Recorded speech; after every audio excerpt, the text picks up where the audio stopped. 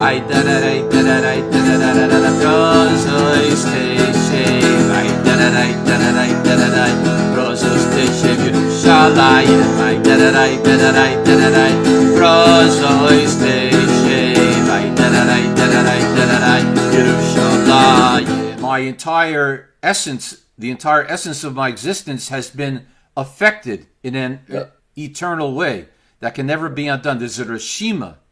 That's right.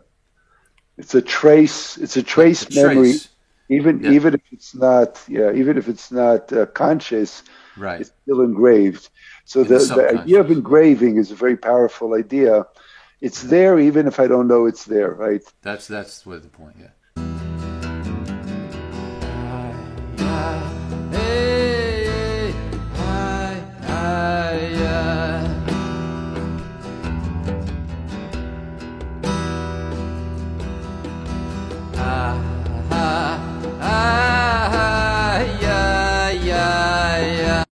Wednesday morning, Sfat Emet on Yud Zayin B'Tammuz, and let me give us the quick tour. If you want to follow in the Hebrew text of the Sfat Emet, it's posted at the end of the video. For those of you watching this video on YouTube, quick tour how to find the text in Sefaria. Since we have a special period of time in the Jewish calendar approaching, beginning actually this Sunday, we're going to say a little piece from the Sfas Emes where he was interested in digging down a little bit into this idea of the so-called 3 weeks between the 17th day of the month of Tammuz and the 9th day of the month of Menachem Av. This coming up Sunday, which is the 17th day of the month of Tammuz. What happened on this day, and what the kind of things that how we begin changing our behavior a little bit for a period of 3 weeks. It's a period of communal, national mourning, actually, for the destruction of both of the holy temples in Jerusalem. The Sfas Emes here is going to be zeroing in on one particular of those events, which occurred actually in the Parsha Kisisa, which is the destruction of the first set of tablets of the Luchos, that when Moses came down and was made aware that a certain faction of the people had not waited for him and had built a golden calf, the infamous incident of the golden calf. So he became extremely angry and upset. The first Luchos got smashed. They became smashed into pieces. The letters, the engraved letters, flew back to their source, and because of the heaviness, and there was a little bit of an altercation, they were smashed. He threw them down. And we know the story. He had to go back up, and he had to write by hand out the second Luchos. So this is a tragic event in Jewish history, and it's one of the reasons why this coming Sunday is a communal fasting day. From dawn to nightfall is a communal fasting day, and it sets into motion these 3 weeks, culminating in Tisha B'Av. בי"ז בתמוז ירד משה רבנו עליו השלום עם הלוחות הראשונות. On the 17th of Tammuz, Moshe Rabbeinu, peace be upon him, descended obviously from Mount Sinai, with the first set of tablets. והגם שנשברו איתה שברי לוחות מונחים בארון, and even though they were broken, it's brought that the shards of the first tablets were placed inside the ark that they built. Right. This is an important point, because we know that in Jewish tradition, when a holy object is no longer fit for use for whatever reason, our tradition is that we actually bury a Sefer Torah, God forbid, that burnt or whatever, destroyed. we buried under the ground because we treated with dignity, with holiness, almost like a human being. Right. Over here, there's nothing holier than the broken luchos, and yet we find that they were not buried; they were placed side by side with the working luchos, with the second luchos, inside the holy ark. Right. Yep.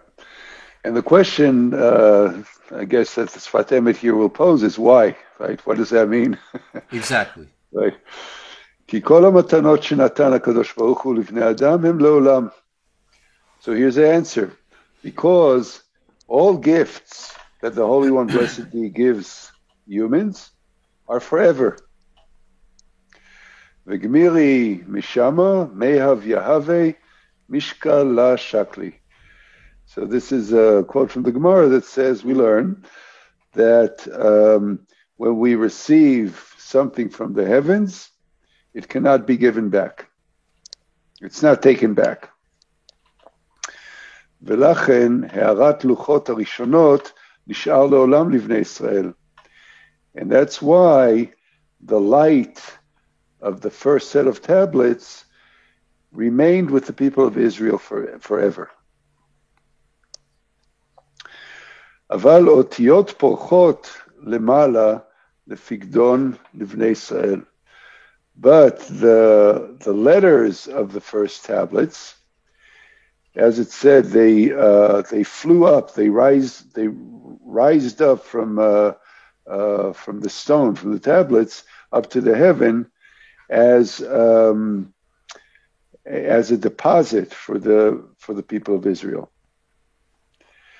So it's a beautiful imagery here that, and obviously we know from the Midrash that the letters flew off the tablets, right? So this is Midrash that Moshe Rabbeinu was. Why did they break? It says that because of the sin of the golden calf, so all the letters flew off as long as the letters were engraved on the tablets, the stone had no weight, so Moshe Rabbeinu could carry it. But once the letters left the tablets, you'd say the letters are sort of the spirit of, the God's spirit in the stone. Then the stone became too heavy, and Moshe Rabbeinu couldn't hold it and fell on the ground and broke. So that's a midrash, right? So he says, so where did the letters go? The letters that flew up into heaven, they didn't disappear. They were deposited in heaven for us, for the people of Israel, for some future time. And that's the point he's making. Right. The stones the sapphire stones are heavy stones. Stones are heavy. In other words, when the material is stripped of the spirit, we have there's a point of view, a materialistic point of view that many people take even today in our culture, but what he's saying is that all the stories here that we read about in the Torah, etc. If the tablets of law are stripped of their spiritual underpinning, right, then it just becomes a heavy, useless burden. Literally, we say the idiom is dead weight. Oh, right? Literally, what we say, right, in the English language.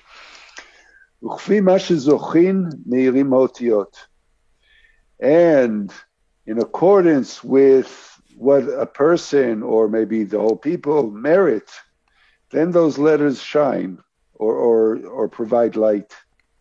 So we have access to the letters. They're up in, they flew up to the heaven, but they're there for us. And if we merit based on how we develop ourselves and conduct ourselves, then that light is available to us. It's a beautiful thing. Right. The idea of the gift not being retracted completely.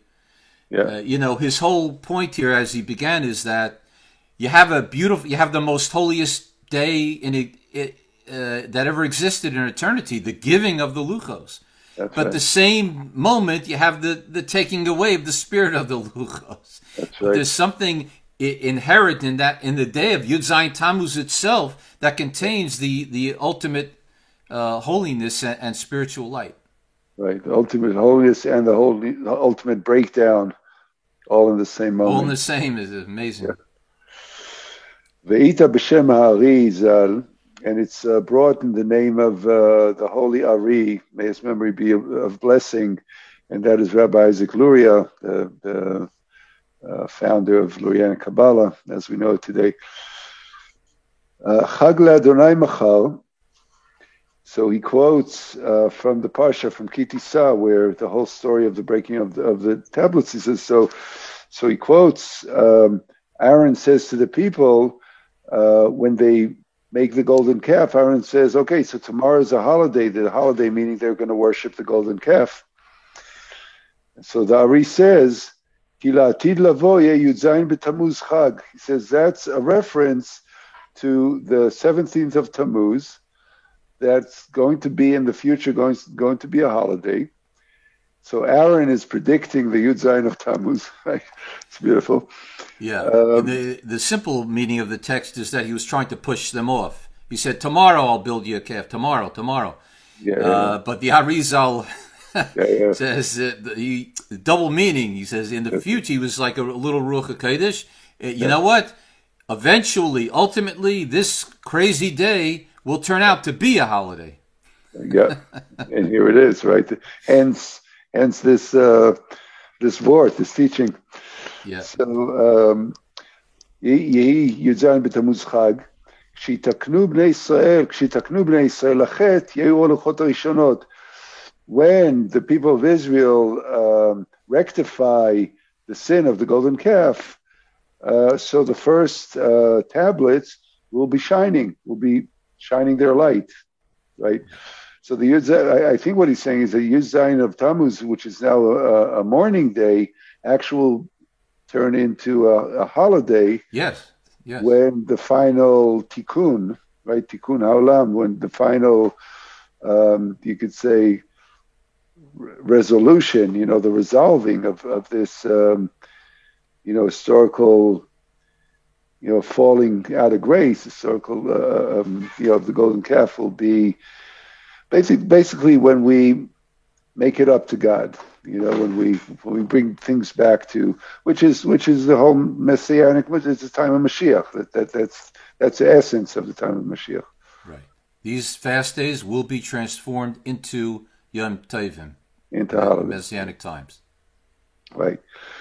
Ki Yom Zeh hu simcha mitzad matanot haluchot, because this day is a day of rejoicing from the aspect of the gift of the tablets. V'itzavon mitzad hashvira, but it's a day of mourning only from the aspect of the breaking. Right. So the simcha and atzvut, working side by side. Yeah. You could say it's the same as the luchot, side by side inside the ark. So you have that, exactly. Both are there. But I think the beauty is what he's saying is that even in the breaking, the light is still there. The spirit is still there in potential. And okay. ולכן בשבת קודש, והיא מעין העולם הבא, יש הערה מהלוחות הראשונות. And that is why on the holy Sabbath, which is known to be as if it's a taste of the world to come, יש הערה מלוחות הראשונות. So on the Sabbath, there is the pouring of light of that first set of tablets. וזהו בחינת זכור בשבת קודש. And that's what it's meant when the aspect of Shabbat of zachor, remember, which is, just to clarify, that Shabbat has two aspects, or is mentioned in two different, twice in the Torah, in the two different representations of the Ten Commandments. One says Zachor et Yom HaShabbat, the other says Shamor et Yom HaShabbat. One says remember the day of the Sabbath, and the other says the Sabbath day, and the other says keep the Sabbath day. So he says this explains the whole thing about remember the Sabbath day. דאיתא, אם היו מקבלין הראשונות, לא היה שכחה בדברי תורה. As it's brought by the sages, if they had actually received the first set of tablets, there would have never been any forgetfulness of words of Torah. In other words, the Torah would have never been forgotten, or the need for remembering would not have been relevant. Our state of being would be such a high-level spiritual state as a natural state that we would be constantly mindful and super conscious of our what we're doing here, where we are, what's going on. Everything would be much more open. We wouldn't have to struggle so hard to see things correctly. But that's all a result of the breaking of the original luchos, as the Gemara in Eruvin. It's interesting because the Torah, we often think of Torah as the book, like 5 books of Moses or the scroll, whatever, So the Torah, it's our holy Torah, it's our story of origin. But the word Torah actually means teaching, and it's sort of the spiritual teaching, right? So you can the teaching with a capital T, right? So the word Torah also means basically the wisdom. It's that remembering, that knowledge of knowing why we're here, being kind of spiritually, like fully present, fully knowing, fully seeing reality without the limitations, the normal human limitations, right? Because it's said that we only use 3% of our brain or something, right? So that forgetfulness is actually the condition that we live in. It's not that, I knew, then I forgot, but we are basically, we've forgotten. I mean, this is an existential human foundation. This is how we are. We are forgetful. We don't know where we came from, where we're going. I mean, we live in you could say a confusion. And so when he says shichacha b'divrei Torah, it's shichacha of not only of the Torah itself, obviously that too, and there's going to be a Gemara here about being relating to an older person who forgets his Torah. So that's one. But there's also a more broad thing about Torah as that knowledge. If I really knew Torah, I would know everything. So that's really existential Torah. Okay, כדכתוב, חרוט על הלוחות וזו חקיקה, היא גם כן בנפשות בני ישראל. We'll get there. So, as it's written, engraved on the tablets. So this is in Parshat Ki Tisa. It's right there. It says that when Moses goes up to Mount Sinai to get the Torah, so that God's word was engraved on the tablet by God, right? So, and this is meaningful because it's engraved, it's set in stone. I mean, literally in English we say it's set in stone, right? So this wisdom, this teaching, the Ten Commandments is set in stone. V'zo hakika, and this engraving, hi gam ken b'nafashot bnei Israel. It's also in the souls of the people of Israel. Yeah, the difference between writing and engraving is that writing is superficial. It takes place on the outside of the paper, whatever. It can be erased. It can be erased completely. If something is engraved, it becomes one with the object upon which it has been engraved. And in this case, the stones were engraved through and through, front to back, all kinds of miracle stories about how that happened. So what he's saying is that even if the spirit or remembrance of the shape of the words of the letters which have of what has been engraved upon me is missing somehow from my life, yet my entire essence, the entire essence of my existence has been affected in an eternal way that can never be undone. There's a reshima. That's right. It's a trace. It's a trace memory. Even if it's not, even if it's not conscious, right? It's still engraved. So the idea of engraving is a very powerful idea. It's there even if I don't know it's there, right? That's what the point. Yeah. So Gamkin b'nefshot bnei Yisrael, it's engraved also in the souls. I mean, you could say that the luchos, the rock, is a metaphor for the souls of people of Israel. That engravement is still there. It says here be'etzem she'if shal lishkoach. It's in the bone or in the essence that it cannot be forgotten. It's only after the sin of the golden calf, achen ke'adam tamutun, as quote from Psalms, that then you will perish as a human. It was only then that they have come into, us human beings have come into that state of forgetfulness, of unconsciousness. But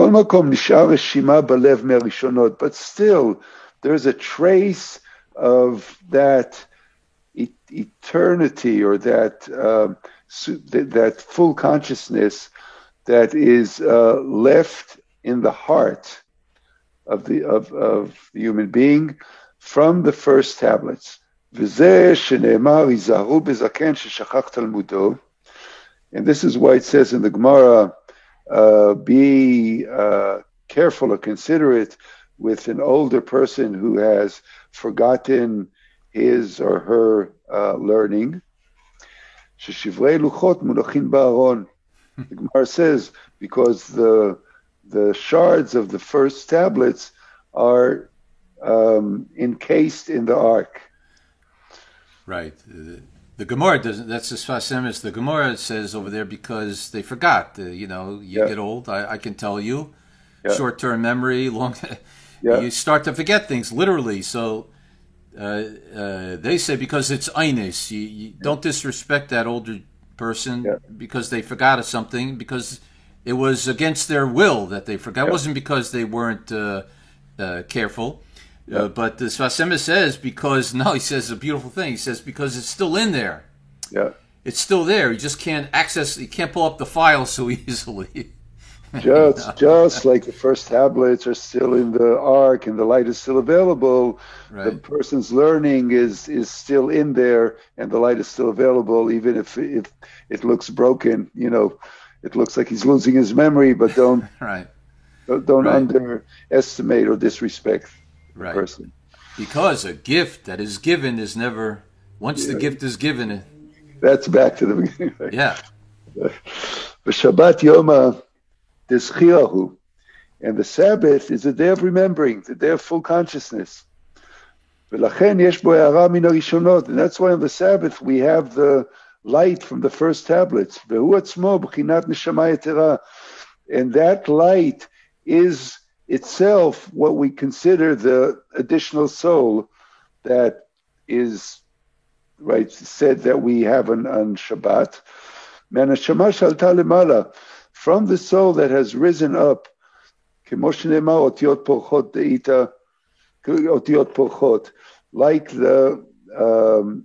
the letters of the tablets that rose up to heaven.